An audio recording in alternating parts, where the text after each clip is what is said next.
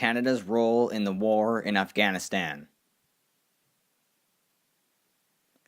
The government of Canada, in partnership with Britain and the United States, is using the Afghanistan war to further their profit gains, not caring about the people who get harmed because of it, and is helping keep society in the dark about it. So why do you think we're in Afghanistan right now? Simple.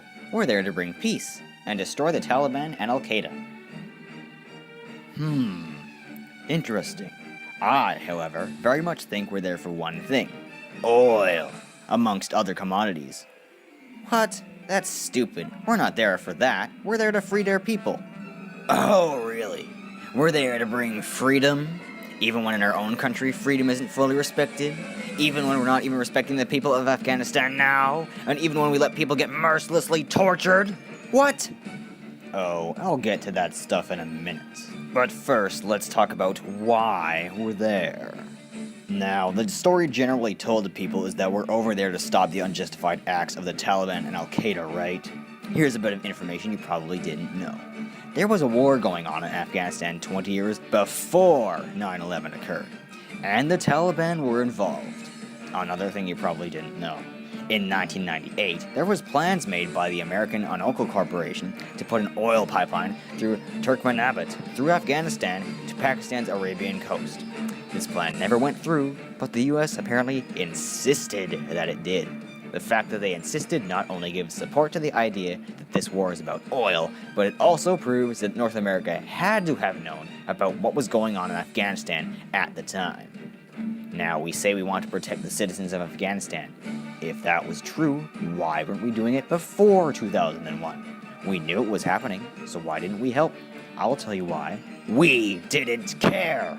We didn't care about Afghanistan because it held no importance for us. Only when the oil pipeline was made did it grab our attention.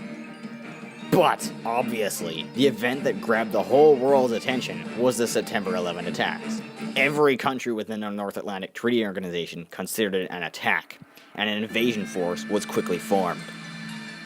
I'd actually like to point out that Canada did not join the invasion force, and I congratulate them for that. However, that was when we still had a liberal government. After the 2006 election, Stephen Harper became our prime minister. The instant that happened, we were placed onto the battlefield, so you can thank him for all those Canadians that have died in this war. Now, I'm not exactly sure about this next part, but I think that NATO is only able to invade another country if that country's government itself has declared an attack. We didn't get attacked by Afghanistan's government. We got attacked by a terrorist regime. So, in light of that fact, I think NATO is not allowed to be there. Hold on, that's where you're wrong. Didn't you know that the Afghanistan government asked for those countries to come over? You are correct. They did ask us. However, a few years after the invasion, the Afghanistan president saw all the civilian casualties that were occurring and began to ask the allies to leave. He made public announcements when he did this. Multiple times, in fact. He even had tears in his eyes one time. And guess what? We haven't left. Clearly there must be something really important holding us back to not listen to those requests. And again, it's oil. We're there solely for that black sludge. Why do you think they're building permanent US bases? To secure their control of the area, of course. That's stupid. They aren't there for that. That's what they said. Both Canada and the US have scoffed at the idea that they are there for oil. But guess what? In 2008, it was announced by America that there was a plan to build an oil pipeline in Afghanistan, and Canada even acknowledged that they would guard it in Kandahar province, which, if I recall, was where our troops were stationed for quite a while. I don't think this plan ever went through, or if they're just waiting, but that makes their true intent clear as day. But, get this. After nearly 11 years of fighting in Afghanistan, China ends up getting the rights to their oil.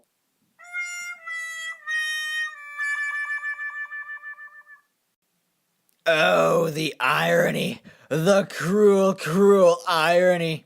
Well, I got 3 words for you. That's called karma. Wait, if what you just said is true, wouldn't they be leaving now? And you do know that Canada isn't involved anymore, right? Incorrect on both counts.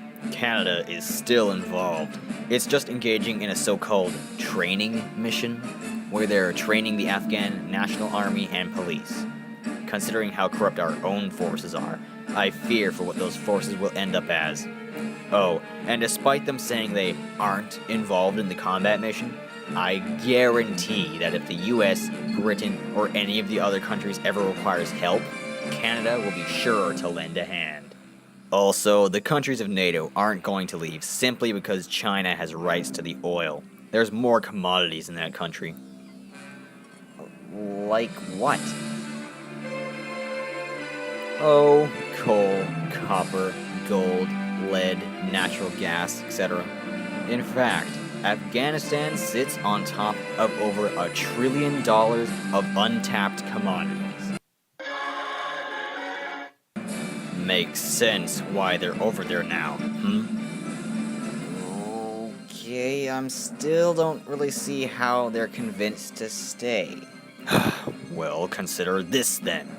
During this war, the relation with the Afghan people has not been the best. They hate us quite a bit. Also, our relationship with a neighboring country, Pakistan, is not that good either, due to attacks on them. Now, both Canada and the US are said to pull out in 2014. If they follow through with that, both Afghanistan and Pakistan are going to start rebuilding their countries. Chances are they'll make an alliance with each other, as they've got more relations than with other first world countries. Now, to rebuild their countries, they'll need money. And more than likely, they'll get that money via Afghanistan's commodities. Considering there's maybe over $1 trillion, they'll have enough to expand their cities and then some, or make some great investments. And couple all that money they'll have with the fact that Pakistan has nuclear weapons, they become a world superpower.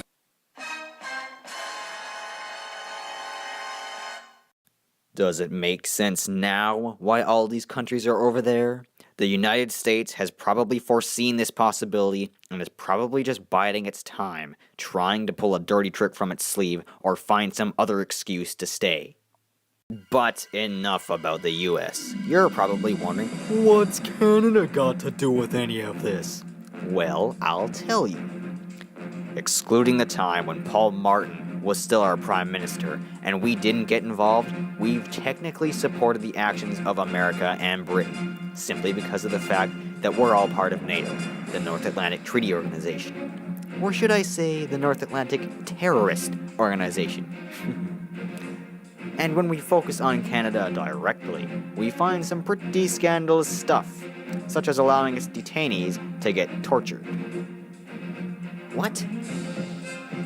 Oh yeah, didn't you know? Soldiers we capture over in Afghanistan might get handed over to Afghan or American officials, where they've been proven to get tortured in the name of getting intelligence.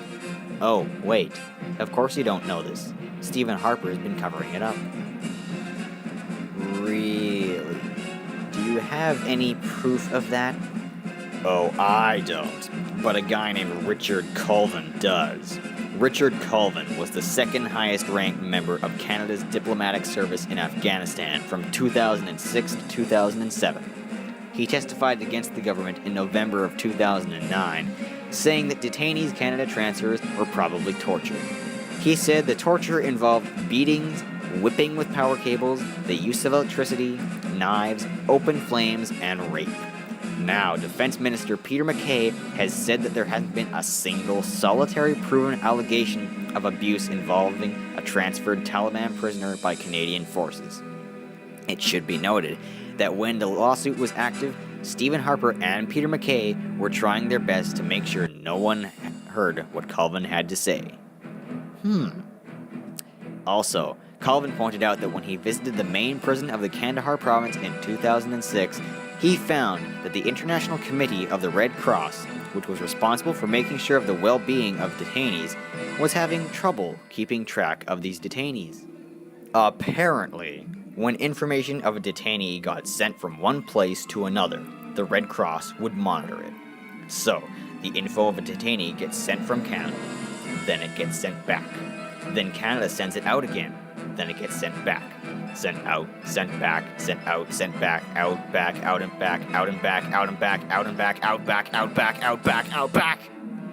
The information is being sent around so much, the Red Cross can't keep track of it.